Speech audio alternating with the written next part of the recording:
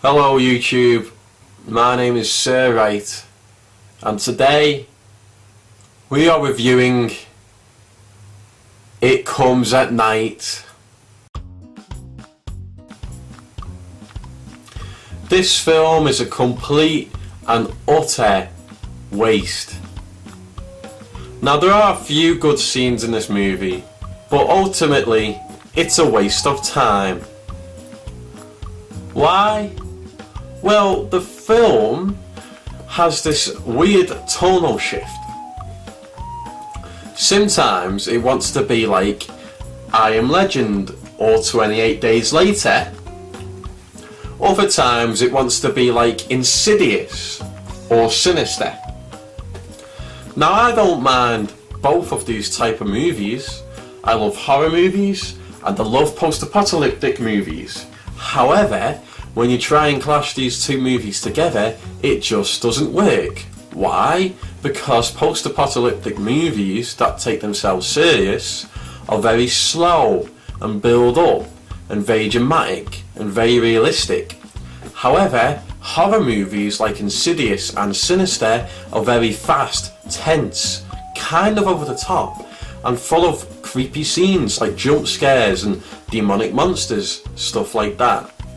With this film, you've got moments where it's really slow, like an episode of The Walking Dead, and then you've got moments where there's a random jump scare, and there's weird scenes where this lad is having visions of like some weird ghost or something. And those scenes just seem out of place, because the majority of the film is trying to be like this dramatic, post-apocalyptic story, and then you've got these random horror scenes straight out of Insidious or something, and they just don't clash very well. It's not only that, but there are other things wrong with this movie. For example, they keep setting up plot points that go absolutely nowhere. The worst of these is that they keep eluding us or leading us on, thinking that there's going to be some kind of creepy monster. I mean, hell, the name of the movie is called It Comes at Night. What comes at night? Nothing. Nothing comes at night. The kid, the main character in this film, even draws a creepy monster in the film to show us what the monster is going to look like. You know, you've got all these tropes. You've got scenes where he's walking around in the dark and he hears this creepy monster scream, and then he runs up into his bedroom. And then you've got scenes where this dog runs off in the forest. He chases the dog, and then we see the main character's face and he's like, oh my god. Like, to make us think there's going to be some kind of creepy monster. And guess what? There isn't any. Like, they just make us think there is, and there isn't. And there's another plot point that makes us believe something's going to go on and nothing happens. There's a plot point where the main character who's 17, he fancies this girl that's moved in, and she has a boyfriend, but he keeps perving on her and stuff. And I was watching this thinking, alright, one moment in the film they're going to get off, or he's going to cause an argument, or he's going to, you know, something's going to happen because this 17-year-old kid is attracted to this girl. I just felt like something was going to happen, but nothing happens. They just completely forget about that plot point, and there's a bunch of plot points in this film that are just kind of brushed over. They set things up, but they don't knock them down. And I watched the entire film thinking, alright, maybe these things will come up, and then I realised, no. And then we're at the like 5-minute mark, 5 minutes left, and I was like, oh come on, we've got to see this monster. Give us a jump scare at the end. Nope. Nothing in this film is set up and delivered. They set a bunch of plot points up, but they only knock down one plot point. That is that there's a deadly disease. And we already knew that from the start of the film. So in the end, this film, it has some decent scenes.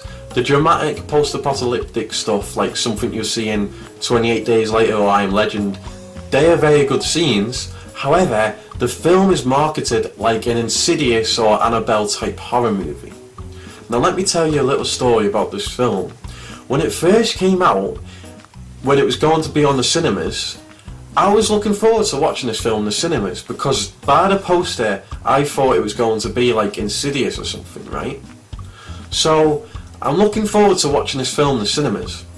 But just before it gets released, like the month it's meant to come out, our local cinemas take it down. And I always wondered, why the hell did they do that? And then my mate told me apparently the movie's really bad. And I just thought, yeah, but they put movies like Annabelle on. Surely it's just too artistic for them to understand. But no, they were right. After watching this film, I now realise why they took it off the cinemas. This film is worse than Annabelle. Why? Because my local cinemas let Annabelle play, but they took this film down. You know your film sucks ass when the Bye Bye Man, Ouija and Annabelle are allowed to run in the cinemas, but this film gets taken down. That's how bad this film is. In the end, I'll give it a 4 out of 10. It has some decent scenes, the dramatic stuff is well done, however it's just a tonal mess. It's like two different writers wanted to make two different films, and in the end it's just one of those films that's a complete mess. You can tell the studio interfered with it too much. Obviously someone made this film, intended it to be like 28 Days Later, but then the studio interfered and said, let's make it a horror movie, and added in random horror scenes that don't add up or deliver. They're just there to trick you into thinking it's a horror movie, when in reality it's a post-apocalyptic drama which isn't very good on its own anyway. In the end, I wouldn't recommend It Comes at Night. Maybe if you like watching films that could have been good, like Alien 3 or Fantastic Four or Suicide Squad, you know those films that really suck but they have potential to be good, maybe you enjoy it for that reason. Maybe you'll watch it and think, hey, if they went this way with the movie it could have been good. But that's the only reason why I think you should watch this film. If you want to watch it for entertainment purposes, it is not recommended. In the end, I wouldn't recommend it, I wouldn't watch it again, but at least you know. Thank you for watching my video. If you enjoyed this video, let me know. This has been Sir Wright Reviews, and I'll see you later. Hello guys, thank you for watching my videos. Now if you like post-apocalyptic fiction like The Walking Dead or Fallout games, you may enjoy reading my book The New Order of Alexandria Part 1 The Island of Helle. I am having a free ebook giveaway, so get it while it's free. I have worked really hard on it, so please check it out. As always, thank you for watching my videos. My name is Sir Wright and I'll see you later.